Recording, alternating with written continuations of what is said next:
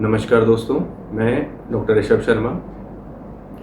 कई बार डायबिटीज़ जो भी आपका इनिशियल ट्रीटमेंट चल रहा है, लंबे टाइम से आप ट्रीटमेंट ले रहे हैं, उस पर रिस्पॉन्ड करना कम कर देती है या फिर बिल्कुल ही बंद हो जाता है इन ड्रग्स का इफ़ेक्ट डायबिटीज़ के ऊपर, और जिसकी वजह से पेशेंट की जो ब्लड शुगर लेवल्स हैं वो बढ़ने चालू हो जाते हैं। और इन ब्लड शुगर लेवल्स के बढ़ने की वजह से पेशेंट में कई कॉम्प्लिकेशंस के रिस्क बढ़ जाते हैं, और जैसे कि इन्फेक्शंस के रिस्क बढ़ जाते हैं, यूरिनरी ट्रैक्ट इन्फेक्शन हो जाता है पेशेंट को, या फिर स्किन पे बॉयल्स का रिस्क बढ़ जाता है, या फिर पेशेंट कई बार डायबिटिक कीटोएसिडोसिस में भी चला जाता है।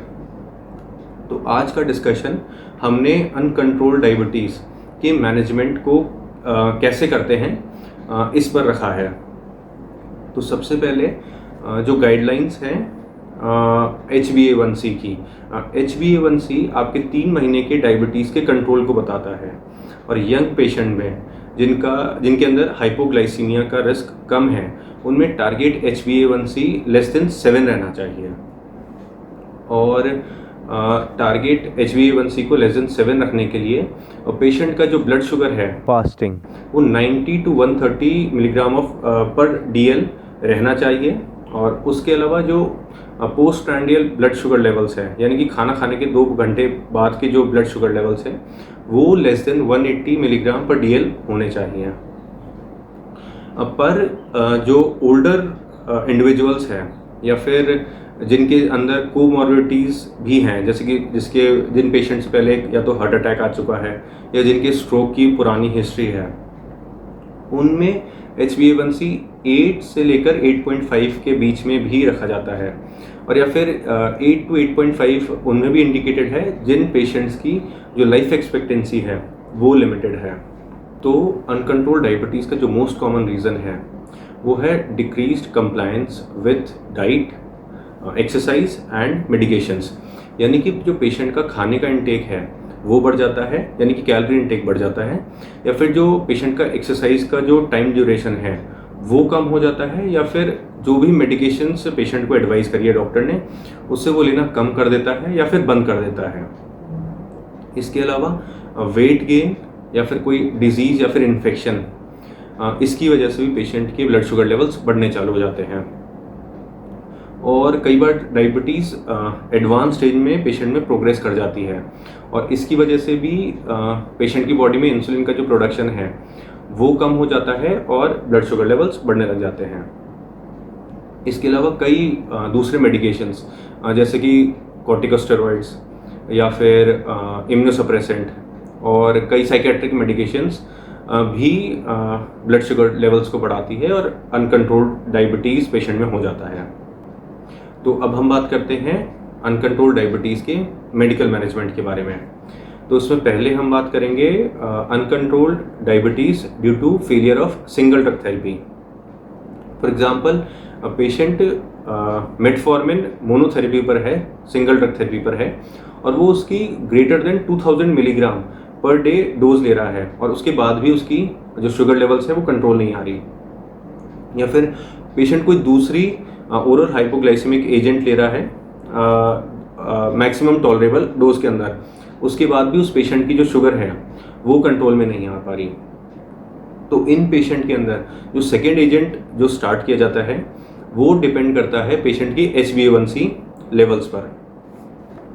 तो जिन पेशेंट्स में HbA1c ग्रेटर देन 9 है, या फिर उन पेशेंट्स के अंदर हाइपरग्लाइसीमिया यानी कि बढ़ी हुई ब्लड शुगर लेवल्स की वजह से सिम्टम्स आने स्टार्ट हुए हैं। सिम्टम्स जैसे कि पेट दर्द, सांस चढ़ना, यानी कि शॉर्टनेस ऑफ ब्रेथ, या फिर पेशेंट कमज़ोरी फील कर रहा है, ऐसे सिम्टम्स आते हैं पेशेंट को।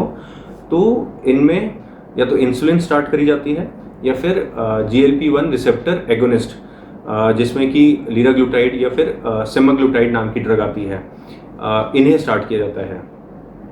तो इंसुलिन में NPH इंसुलिन को रात को सोते टाइम पेशेंट में सप्लीमेंट करा जाता है ओरल एजेंट्स के साथ, और या फिर लॉन्ग एक्टिंग इंसुलिन एनालॉग्स हैं जैसे कि डीग्लूडेक, डेटेमिर या फिर इंसुलिन ग्लार्जिन, इन्हें भी रात के टाइम सप्लीमेंट करा जाता है ओरल एजेंट्स के साथ। इसके अलावा GLP-1 रिसेप्टर एगोनिस्ट जिसमें लीराग्लूटाइड और सेमाग्लूटाइड आती है, इन्हें भी दिया जाता है, ओरल एजेंट्स का सप्लीमेंट करा जाता है, पर ये बहुत कॉस्टली ड्रग्स है और इनकी कॉस्ट इंसुलिन के कंपैरिजन में बहुत ज़्यादा है, तो ये इन ड्रग्स का नुकसान है। पर इनका एक जो एडिशनल एडवांटेज है वो ये है कि ये कार्डियोवैस्कुलर डिजीज़ में इनके बेनिफिट्स होते हैं, तो इन्हें स्ट्रोक के पेशेंट में या फिर हार्ट अटैक के पेशेंट में GLP-1 रिसेप्टर एगोनिस्ट इन्हें प्रेफर किया जाता है, पर्टिकुलरली लीराग्लूटाइड या फिर सेमाग्लूटाइड। इसके अलावा जिन पेशेंट्स में HbA1c लेवल्स लेस देन 9 है, तो इन पेशेंट्स में जो चॉइस ऑफ सेकेंड ड्रग है वो डिपेंड करता है कई अदर फैक्टर्स पे, जैसे कि पेशेंट में वेट गेन के कंसर्न्स हैं या फिर कॉस्ट कंसर्न्स हैं या फिर कार्डियोवैस्कुलर डिजीज़ पेशेंट के अंदर है पहले से ही, इन चीज़ों पे डिपेंड करता है। तो सबसे पहले बात करते हैं जिन पेशेंट्स में वेट गेन कंसर्न है, तो इन पेशेंट्स में वो एंटी डायबिटिक मेडिकेशंस प्रिस्क्राइब करी जाती है जो वेट लॉस कराती है, जैसे कि GLP-1 रिसेप्टर एगोनिस्ट्स जिसमें कि सेमाग्लूटाइड, लीराग्लूटाइड आती है, या फिर SGLT2 इनहिबिटर्स जिसमें डापाग्लिफ्लोजिन, एम्पाग्लिफ्लोजिन, कानाग्लिफ्लोजिन आती है, या फिर weight neutral anti diabetic medications, यानी कि जो ना वेट लॉस कराती है ना वेट गेन कराती है। इसमें DPP-4 इनहिबिटर्स आते हैं, इसमें सीताग्लिप्टिन और विल्डाग्लिप्टिन आते हैं। पर इसमें ध्यान रखने वाली बात यह है कि SGLT2 इनहिबिटर्स जो हैं, इसमें ग्लिफ्लोजिन्स आते हैं, उन्हें ओल्डर इंडिविजुअल्स में कम प्रिस्क्राइब करा जाता है, नहीं प्रिस्क्राइब करा जाता, क्योंकि ये फॉल्स की रिस्क बढ़ाती है या फ्रैक्चर्स की रिस्क बढ़ाती है, साथ में ये डिहाइड्रेशन की रिस्क भी बढ़ाती है। नेक्स्ट, जिन पेशेंट्स में कॉस्ट एक कंसर्न का फैक्टर है, उन पेशेंट्स में सल्फोनाइल यूरियाज को प्रिस्क्राइब करा जाता है। सल्फोनाइल यूरिया के जो डिसएडवांटेजेस हैं वो हैं ये वेट गेन कराती है और साथ में इनमें हाइपोग्लाइसीमिया का जो रिस्क है वो ज़्यादा रहता है। पर जो शॉर्ट एक्टिंग सल्फोनाइल यूरियाज हैं जैसे कि ग्लिपिजाइड या फिर ग्लिमिप्राइड, इसमें हाइपोग्लाइसीमिया का रिस्क थोड़ा कम होता है, रिलेटिवली कम होता है compare to long acting sulfonylureas like लाइक ग्लाइबुराइड, इसमें रिस्क थोड़ा ज़्यादा होता है। नेक्स्ट, जिन पेशेंट्स में cardiovascular disease, particularly atherosclerotic cardiovascular disease का रिस्क ज़्यादा है, जैसे कि हाइपरटेंसिव पेशेंट्स हैं या फिर फैमिली हिस्ट्री है हार्ट अटैक की, इन पेशेंट्स में GLP-1 रिसेप्टर एगोनिस्ट जिसमें लीराग्लूटाइड, सेमाग्लूटाइड आती है, इसे प्रिस्क्राइब करा जाता है। और इसके अलावा हार्ट फेलियर के जो पेशेंट्स हैं जिनमें साथ में CKD है, उनमें SGLT2 इनहिबिटर्स इन्हें प्रिस्क्राइब करा जाता है, जिसमें डापाग्लिफ्लोजिन, एम्पाग्लिफ्लोजिन या फिर कानाग्लिफ्लोजिन आती है, इसे प्रिस्क्राइब करा जाता है। नेक्स्ट, जिन पेशेंट्स में हाइपोग्लाइसीमिया यानी कि लो ब्लड शुगर का रिस्क ज़्यादा है, उन पेशेंट्स में DPP-4 इनहिबिटर्स, SGLT2 इनहिबिटर्स और या फिर GLP-1 रिसेप्टर एगोनिस्ट्स इन्हें प्रिस्क्राइब करा जाता है। नेक्स्ट, रेनल इम्पेयरमेंट के जो पेशेंट्स हैं यानी कि जिनका किडनी फंक्शन कम हो रहा है, उन पेशेंट्स में अगर पेशेंट में माइल्ड रेनल इम्पेयरमेंट है, जिनका एस्टिमेटेड ग्लोमेरुलर फिल्ट्रेशन रेट वो लेस देन 45 मिलीलीटर पर मिनट है और वो पहले से ही मेटफॉर्मिन ले रहे हैं, इन पेशेंट में SGLT2 इनहिबिटर्स जिसमें एम्पाग्लिफ्लोजिन और अपनी डापाग्लिफ्लोजिन या फिर कानाग्लिफ्लोजिन आती है, इन्हें स्टार्ट कर दिया जाता है। पर अगर EGFR लेस देन 30 ml पर मिनट चला गया है तो फिर इन्हें स्टॉप कर देना पड़ेगा आपको। उसके बाद अगर पेशेंट के अंदर क्रोनिक किडनी डिजीज़ डेवलप हो गई है पर पेशेंट डायलिसिस पर नहीं है और उसका estimated glomerular filtration rate less than 30 millilitre पर मिनट है, तो इन पेशेंट्स में शॉर्ट एक्टिंग सल्फोनाइल यूरियाज जिसमें ग्लिमिप्राइड या ग्लिपिजाइड आती है, इन्हें स्टार्ट कर दिया जाता है। उसके अलावा लीनाग्लिप्टिन भी एक ड्रग है जिसे रेनल फेलियर के अंदर जिसे डोज मॉडिफिकेशन की ज़रूरत नहीं पड़ती। नेक्स्ट, जो नॉन अल्कोहलिक स्टेटोहेपेटाइटिस के पेशेंट हैं यानी कि जिन्हें फैटी लीवर है, उन पेशेंट्स में लीराग्लूटाइड को प्रिस्क्राइब करा जाता है।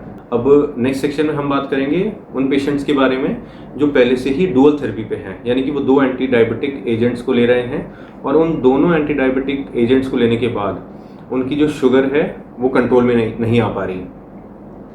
तो इन पेशेंट्स में जो फर्स्ट ड्रग है वो रहती है इंसुलिन। अगर पेशेंट में इंसुलिन नहीं स्टार्ट है पहले से ही तो उनमें इंसुलिन को स्टार्ट कर दिया जाएगा, और अगर पेशेंट पहले से ही इंसुलिन ले रहा है तो इंसुलिन की डोज को एस्केलेट कर दिया जाता है।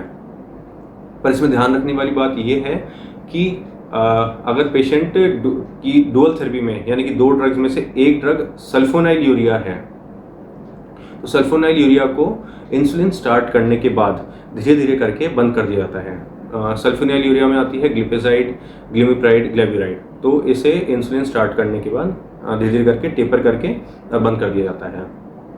उसके अलावा जो सेकेंड ड्रग है जो डुअल थेरेपी के साथ यूज़ करी जाती है वो है GLP-1 रिसेप्टर एगोनिस्ट्स, जिसमें कि अपने सेमाग्लूटाइड और लीराग्लूटाइड आता है।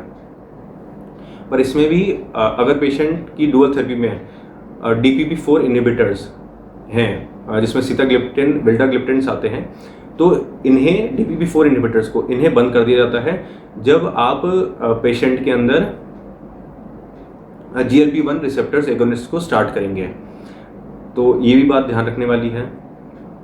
तीसरा, अगर पेशेंट के अंदर कार्डियोवैस्कुलर डिजीज़ का रिस्क है, यानी कि उसे हार्ट अटैक का, स्ट्रोक का रिस्क है, तो इन पेशेंट्स में SGLT2 इनहिबिटर्स को ऐड करा जाता है, जिसमें ग्लिफ्लोजिन्स आते हैं, डापाग्लिफ्लोजिन, एम्पाग्लिफ्लोजिन, कानाग्लिफ्लोजिन आते हैं, या फिर इन पेशेंट्स में GLP-1 रिसेप्टर्स एगोनिस्ट को ऐड कर दिया जाता है डुअल थेरेपी के साथ। इन दोनों में से एक को ऐड कर देंगे डुअल थेरेपी में, तो ये भी एक ध्यान रखने वाली बात है। पर जब भी इन दोनों को ऐड करेंगे तो उसके अगर पेशेंट इंसुलिन पे है तो इंसुलिन की डोज को धीरे धीरे करके टेपर कर दिया जाएगा। तो ये ध्यान रखने वाली एक और बात है। अब नेक्स्ट हम बात करते हैं उन ड्रग्स के बारे में जिन्हें रिलेटिवली कम प्रेफर करा जाता है एज अ सेकेंड और third line of anti diabetic agent in management of uncontrolled diabetes. तो उसमें पहली जो क्लास ऑफ ड्रग आती है वो आती है अल्फा ग्लूकोसाइडेज इनहिबिटर्स। इसमें एकार्बोज और मिग्लिटॉल नाम की ड्रग आती है, और इन्हें कम इसलिए प्रेफर करा जाता है क्योंकि इनकी एक तो एफिकेसी बहुत कम होती है। ये बहुत मार्जिनली HbA1c के लेवल को कम करते हैं, और साथ में इनके GI साइड इफेक्ट्स भी बहुत होते हैं, जैसे कि ये गैस, फ्लैटुलेंस बहुत बनाती है ये क्लास ऑफ ड्रग। उसके अलावा जो सेकेंड ड्रग है वो आती है प्रामिलिटाइड। इसे भी कम प्रेफर करा जाता है क्योंकि ये भी बहुत मार्जिनली कम करती है HbA1c के लेवल को, तो इन्हें कम प्रेफर करा जाता है। अब नेक्स्ट सेक्शन में हम बात करेंगे surgical treatment for management of uncontrolled diabetes, जिसमें कि बेरियाट्रिक सर्जरी जो है वो भी कई बार अनकंट्रोल्ड डायबिटीज़ के मैनेजमेंट में करी जाती है, कई इंडिविजुअल्स को एडवाइस करी जाती है। और ध्यान देने वाली बात यह है कि बेरियाट्रिक सर्जरी की वजह से कई बार डायबिटीज़ कम्प्लीटली रिमिशन में चली जाती है, यानी कि डायबिटीज़ कम्प्लीटली ठीक हो जाती है। और इस के ऊपर कंप्लीट रिवर्सल ऑफ डायबिटीज़ के ऊपर मैंने एक वीडियो भी बनाया है, जिसका लिंक आपको ऊपर कार्ड में अभी मिल जाएगा, और साथ में इसका लिंक मैं वीडियो के डिस्क्रिप्शन में भी डाल दूंगा, तो वहाँ से आप लिंक पर क्लिक करके उस वीडियो को देख सकते हैं। तो हम बात कर रहे थे बेरियाट्रिक सर्जरी के बारे में। तो बेरियाट्रिक सर्जरी को हर किसी इंडिविजुअल में, डायबिटिक इंडिविजुअल में एडवाइस नहीं करा जाता, क्योंकि इसके पोस्ट ऑपरेटिव जो कॉम्प्लिकेशंस हैं वो बड़े सीरियस होते हैं। तो जो आइडियल कैंडिडेट्स होते हैं बेरियाट्रिक सर्जरी वो कौन होते हैं? तो अगर हम एशियंस की बात करें, जिसमें हम इंडियंस आते हैं, उनमें जो BMI है वो ग्रेटर देन 37.5 हो, वो आइडियल कैंडिडेट है। इसके अलावा जिनका BMI 32.5 से 37.4 के बीच में है, जिन एशियंस का या फिर जिन इंडियंस का, पर उनका जो हाइपरग्लाइसीमिया है, यानी कि रेज ब्लड शुगर, वो रिस्पॉन्ड नहीं कर रहा मेडिकल और लाइफस्टाइल मेजर्स से, तो इन्हें भी बेरियाट्रिक सर्जरी एडवाइस करी जाती है। इसके अलावा जिन पेशेंट्स का BMI 30 से 34.9 के बीच की रेंज में है, पर साथ में उन्हें दूसरी कोमॉर्बिडिटीज़ भी है, जैसे कि जिन्हें अनकंट्रोल्ड हाइपरटेंशन है, उन्हें भी बेरियाट्रिक सर्जरी एडवाइस करी जाती है। तो इनमें से अगर किसी भी क्राइटेरिया में डायबिटिक पेशेंट अगर फिट होता है तो उसे बेरियाट्रिक सर्जरी एडवाइस कर दी जाती है। तो यहीं तक था आज का हमारा डिस्कशन, और आज हमने कुछ मेडिकल मैनेजमेंट के बारे में डिस्कस करा और शॉर्ट में थोड़ा हमने बेरियाट्रिक सर्जरी को भी डिस्कस करा। तो बस अपनी डायबिटीज़ का ध्यान रखिए, ब्लड शुगर लेवल्स को कंट्रोल में रखिए और अपने डॉक्टर से टाइम टू टाइम कंसल्ट करते रहिए। थैंक यू, धन्यवाद।